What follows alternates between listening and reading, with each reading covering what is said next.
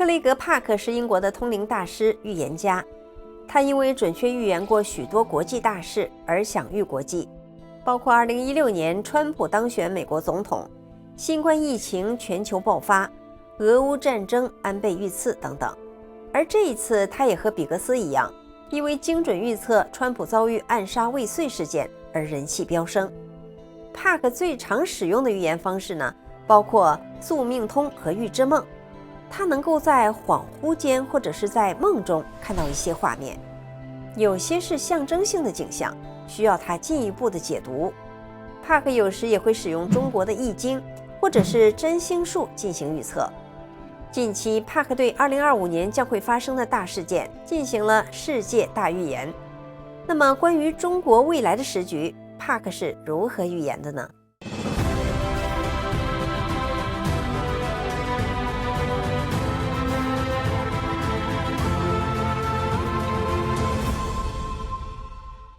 帕克在之前的很多预言中就预言了中国。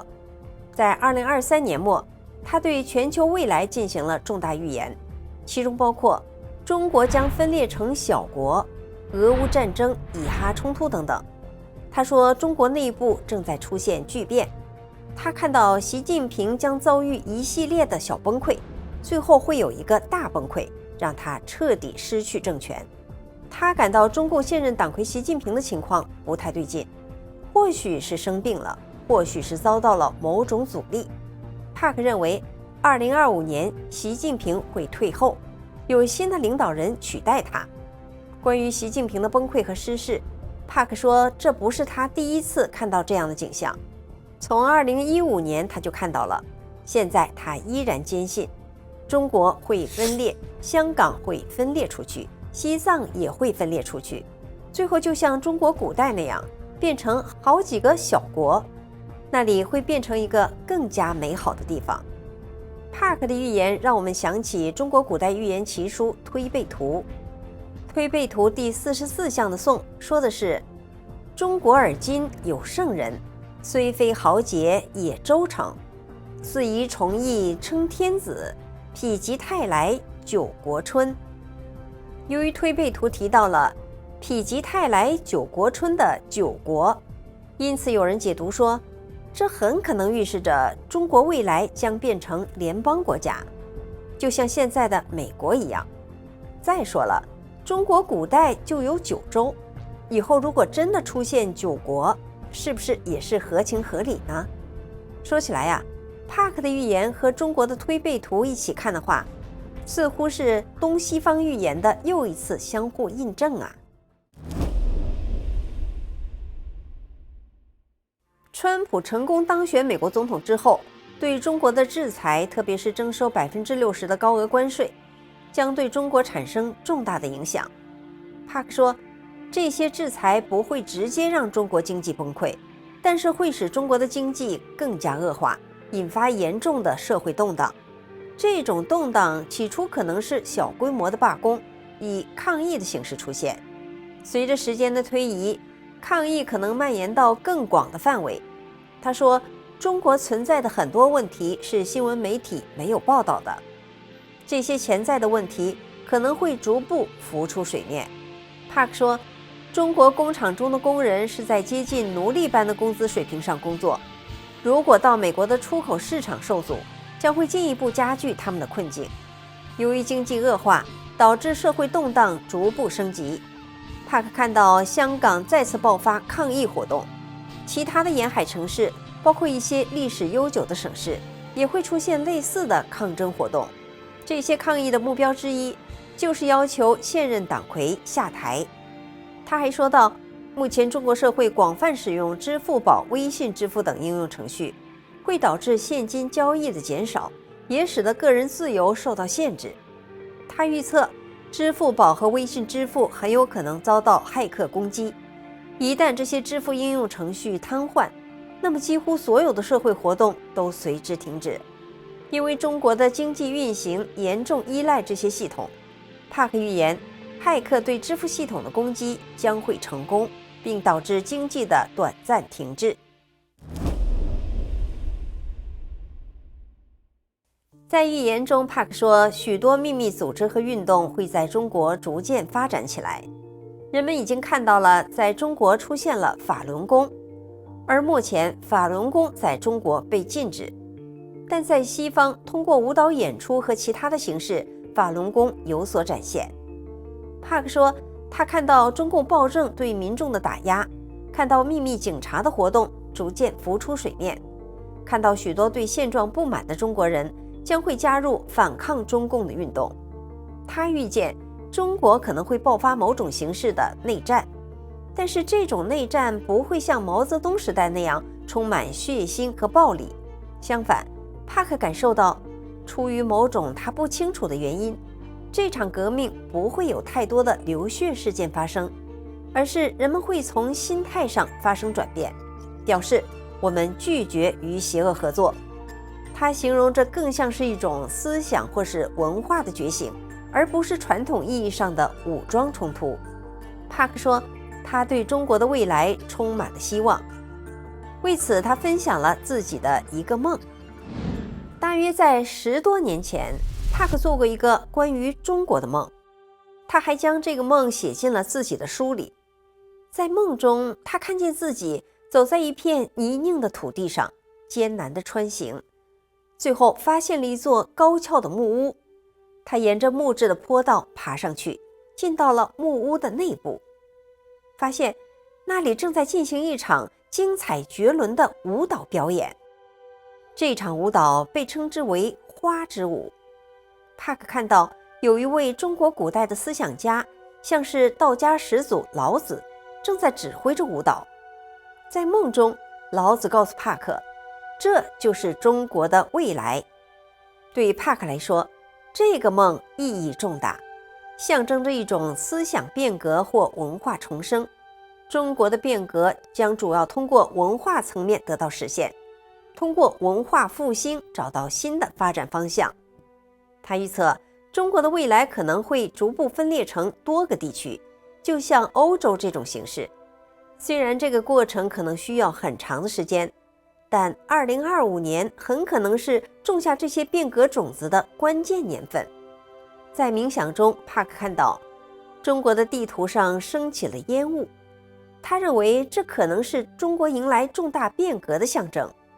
中国的未来正在向一个新的方向转变，这意味着中共的没落和终结。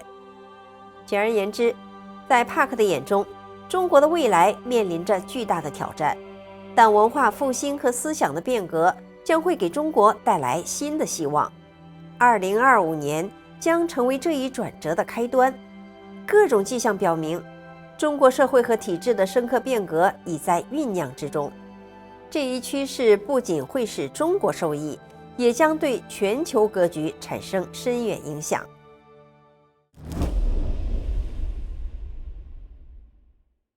关于中国未来文化的复兴，已故的台湾国学大师曾仕强也曾经预言过。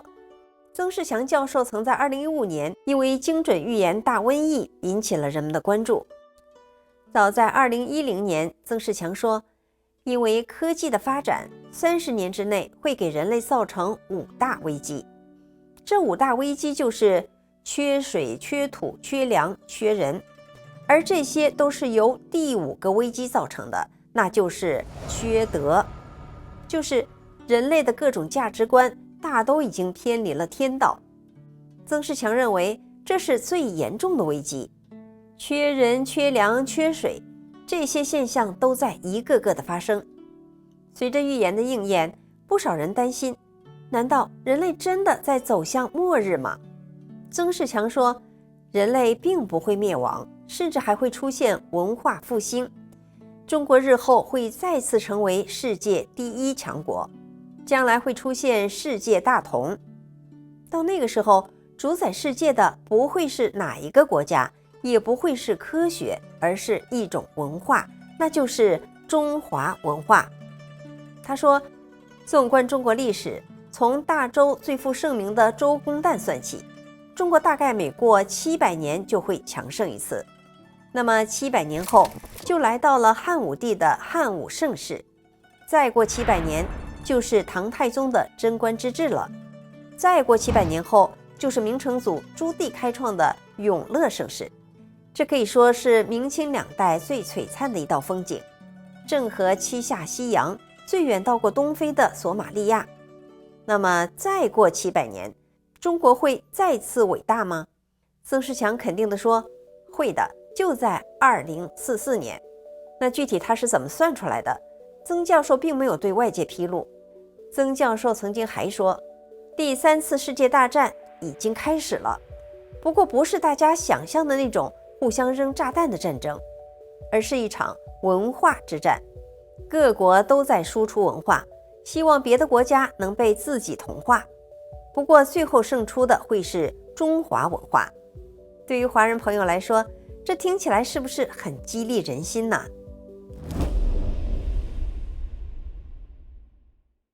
关于台海局势，帕克说，由于中国内部问题加剧，中共可能通过增加对台湾的威胁来转移国内的矛盾。美国将在台湾部署先进的无人机和防御技术，比如利用声波技术的防御系统抵御中共的军事威胁。这种技术不仅适用于台湾，还可能用在其他的冲突地区。台湾将继续加强与美国和其他国家的贸易合作，以应对来自中国的经济和政治压力。而美国的星象家乔尼·帕特里表示，根据星象，从2024年下半年到2025年上半年，世界大国的领导人的星盘都会出现异动，包括中共党魁习近平。他认为会有类似战争的大事发生。这样看来，他们两人似乎都认为在2025年这个时间点，可能会有与中国有关的战事发生。帕克相信台湾最终能够抵挡住中共的入侵，所以台湾的朋友们可以松一口气了。帕克预言时局有时也会采用易经的智慧。一些玄学研究者推算2025年公开预言2025所带的4火将会烧出天动地变。具体是怎么说的呢？2025是乙巳年，也就是蛇年，乙为木，巳为火。根据北宋邵雍的《黄极经世书》中推算，2025年的值年卦是泽火革卦。对于华人朋友看到这个革字，是不是让大家联想到革新变革呢？事实上也的确如此。目前很多玄学研究人士认为，2025年定会是地动天摇，开创新局面的鼎革之年。可不要小瞧2025年的这把4火。在中国史上，北宋宣和7年就是蛇年，还是乙巳年。宣和6年天下太平，一片大好。但在宣和7年，金人突然南下，那一年的战火重创北宋江山，北宋勉强撑了1年多就被金人所灭。从革卦的一句湍词来看，汤武革命，顺乎天而应乎人，革之时大义哉。说的是夏桀商纣暴君，凶狂无度，导致人神共愤。成汤周武王，上顺天命，下应民心，革除暴政。再看看革卦，是由上卦兑和下卦离组成，离为火，兑为泽，水火相战相消，象征着融化旧有的习惯和制度，预示着2025年一场变革即将到来，而且不可避免。可能有人会问了，怎样才能在这场变革中独善其身，或者是脱颖而出呢？玄学界认为，革卦是上泽下火，水火相战，象征着天人思变，泽火革的能量会充盈到各个层面，时机成熟会出现大人虎变，君子豹变，小人革面的新气象。那些能跟得上革新之道的人，会获得前所未有的成功。从革卦卦辞来看，这一年会出现大德圣人，他的感召力量能够昭信天下。而泽火革是大吉藏凶之象，意味着变革中充满了挑战，存在挫折与考验，不会一蹴而就。从黄极经世书来看，在泽火革这个年份，有3种人会获得巨大的成功，分别是顺应天命者、积累阴德者以及善行到位者。这3种人必会化逆为顺，从困厄中得到解脱。关注我们频道的朋友不难发现，古今中外的很多预言都谈到了现在人类处在历史巨变的前夕，世界将经历一场巨大的更新和进化。无论是帕克还是曾仕强的预言，都提到中国会迎来文化复兴。在这期间，公众的思想必定会发生巨大变革。在变革之际，不少预言家提醒我们，减少对物质的执着，转向心灵境界的提升，精神的觉醒才会在巨变中安然无恙。这么看来，顺应天命，重德向善是化逆为顺的最好办法。观众朋友，您觉得呢？欢迎您留言评论。感谢您收看《文史大观园》，我是雪莉，我们下次节目再见。